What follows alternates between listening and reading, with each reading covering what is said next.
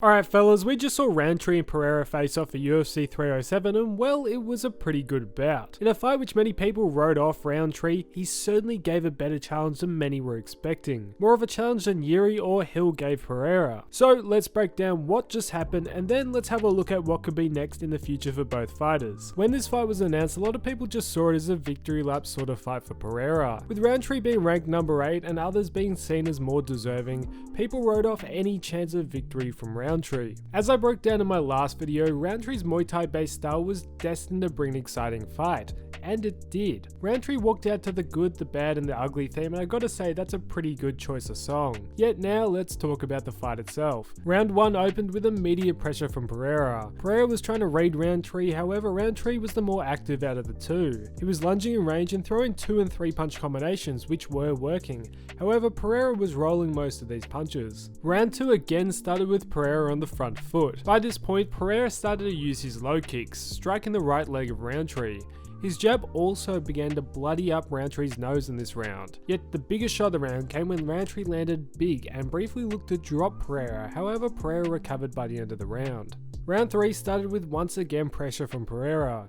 Early in the round, both fighters landed decent shots, however the low kicks of Pereira began to buckle Rountree.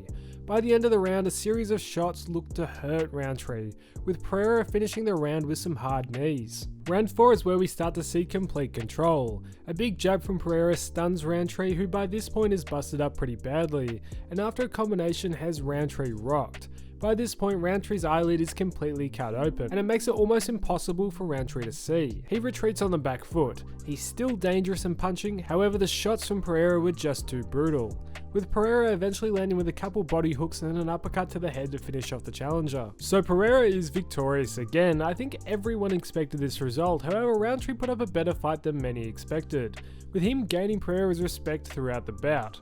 However, I think Pereira knew that Rountree gasses out late and was willing to be patient to push it out to those later rounds. In the post-fight press conference, Pereira talked about how this wasn't the ideal camp. He had significant visa issues, he struggled to get back in the States. Once he was back, he was pretty much sick up to the fight, and in the fight camp he had injuries come back, such as the toe which plagued him in UFC 303. So although not the cleanest Pereira performance, he obviously did the best he could and still put on a show for the fans. For Pereira, he has many options moving forwards. Although he's talked about wanting a boxing match, that won't come anytime soon. He's at the peak of his powers in the UFC and his options are almost limitless. Of course, the first and probably the most likely option is for him to stay at the light heavyweight division. There are a few players we could see him versing next. First off, it isn't going to be Hill, no matter what anyone says. I don't want to see that fight again. I know Hill has been delusionally carrying on, yet no one wants to see that rematch. The most likely option would be a bout against Ankalaev.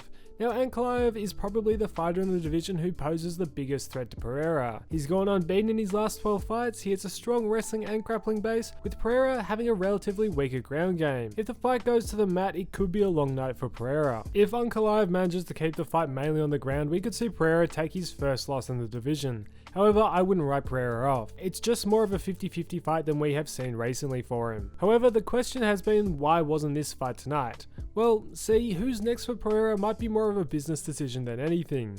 Dana has lost a lot of champion stars, with less popular fighters to the casual fan replacing a good few of them as champ. It doesn't make it right, but if they match Pereira up with a fighter who might take away what is one of the UFC's current biggest draws, I'm not sure they would do that. Although I still think Pereira staying at light heavyweight is the most realistic option, I wouldn't be surprised if the UFC overrules and we find him in another division. He has hinted moving back down to middleweight, yet if Sean Strickland wins against Duplessis, he won't go against his gym mate again.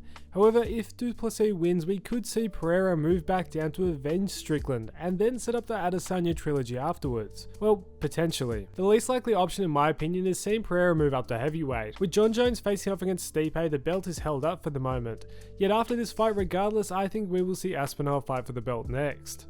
The only plausible solution I see for Pereira moving up is if both Jones and Miocic completely retire, and Aspinall needs a dancing partner for a title shot. At that point, if Pereira is put straight into a title matchup, I could maybe see this move up happen. Yet for the moment, I reckon he'll stay at light heavyweight. For Rountree on the other hand, I think his future is still bright. His style is exciting and he brings his all. With many fighters looking to rebound from their losses against Pereira, don't be surprised to see Rountree be matched up with them next. I wouldn't be surprised after that performance to see one of Yuri or Hill be matched up against Rountree.